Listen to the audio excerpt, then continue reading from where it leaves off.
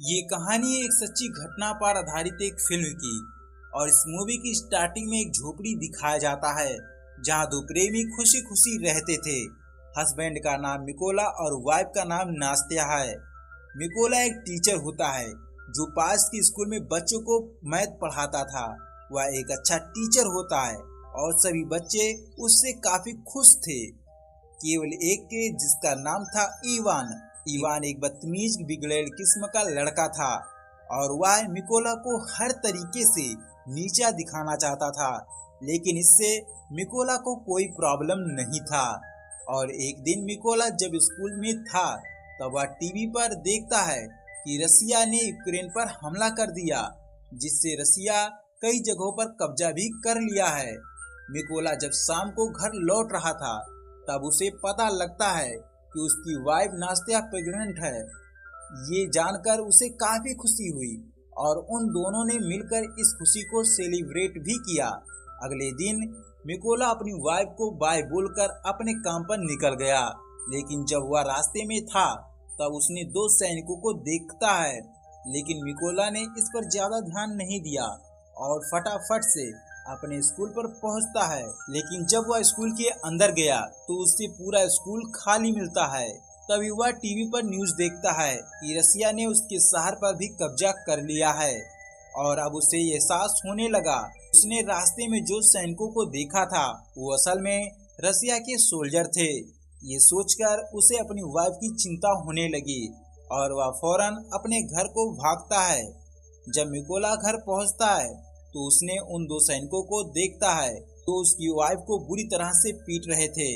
उसने अपने वाइफ को बचाने की कोशिश की, लेकिन इन दो सैनिकों ने उसकी भी धुनाई करने लगे। मिकोला उन सैनिकों से रिक्वेस्ट करता है कि वह उसकी वाइफ को ना मारे क्योंकि वह प्रेग्नेंट है, लेकिन इन दो सैनिकों ने उसकी एक भी नहीं सुनते। ये सैनिक उसके घर को भी बम से उड़ा देते हैं, जिससे उसका पूरा घर जलने लगता है, जिससे उसकी वाइफ को उन सैनिकों पर गुस्सा आता है और उन्हें मारने के लिए एक पत्थर उठाती है।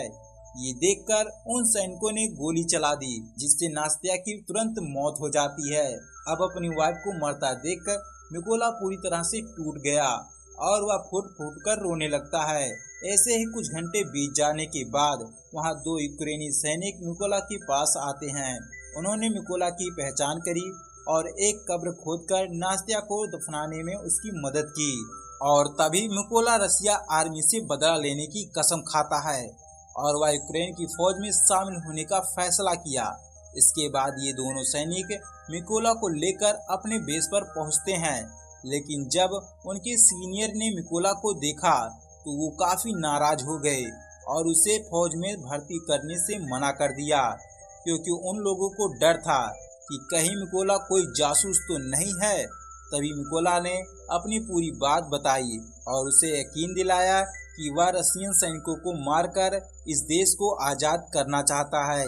यह सुनकर कर्नल ने उसे एक मौका देना चाहा और अगले दिन से ही उसकी ट्रेनिंग भी शुरू हो गई और वह गन को असेंबल और डिसेंबल करना उसकी चुटकी बजाने जितना होता है। कैंप में मौजूद सभी लोगों को जहां लग रहा था कि मिकोला कभी भी एक अच्छा सैनिक नहीं बन पाएगा, लेकिन मिकोला ने कभी हार नहीं मानी और वह अपनी ट्रेनिंग करता रहा। कुछ दिन ऐसे ही बीत जाते हैं और एक दिन दिखाया जाता है कि मिकोला के सीनियर उसे एक मिशन देते हैं और उसका पहला मिशन था कि एक चेक पोस्ट को रशियन सोल्जर से छुड़ाना। आगे दिखाया जाता है कि सभी सोल्जर अपने अपने टारगेट को चुन लेते हैं, लेकिन तभी एक कार आता दिखाई देता है।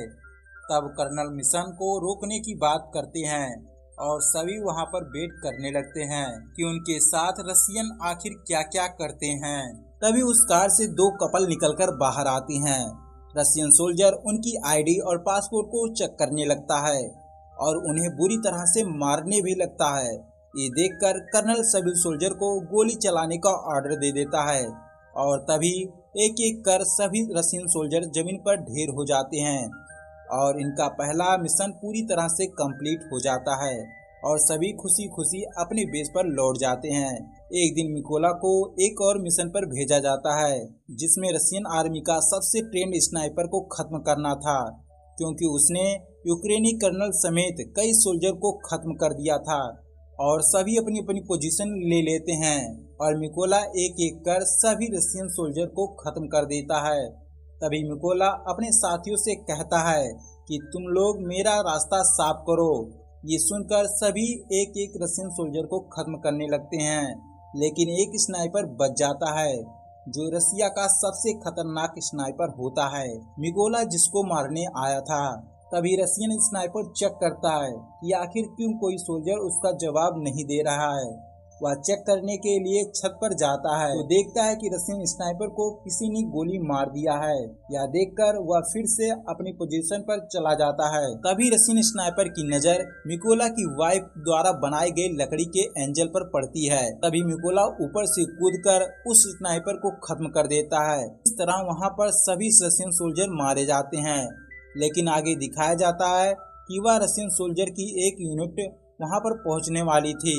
तभी उस यूनिट से अपने स्नाइपर को कॉल जाता है, लेकिन उस कॉल को मिकोला रिसीव करता है और कहता है कि अब तुम्हारा वक्त खत्म है। वह ड्राइवर को गोली मार देता है, जिससे ट्रक में बैठे सभी रशियन सोल्जर अटैक पोजीशन पर आ जाते हैं, लेकिन उससे पहले ही यूक्रेनी स्नाइपर अपने टारगेट ले लेते हैं और वे सभी रशियन सोल्जर को खत्म कर देते हैं। और इस तरह दिखाया जाता है कि अब मिकोला अपनी बीवी के कब्र पर जाकर कहता है कि मैंने तुम्हारा बदला ले लिया है, लेकिन मुझे अब देश के लिए लड़ना है और आज़ादी दिलानी है। और यहीं पर यह मूवी खत्म हो जाता है। दोस्तों, यह मूवी आपको कैसी लगी कमेंट सेक्शन में जरूर बताएं, और अगर ऐसी ही मूवी आपको पसंद है तो हमारे चैनल को सब्सक्राइब जरूर करें।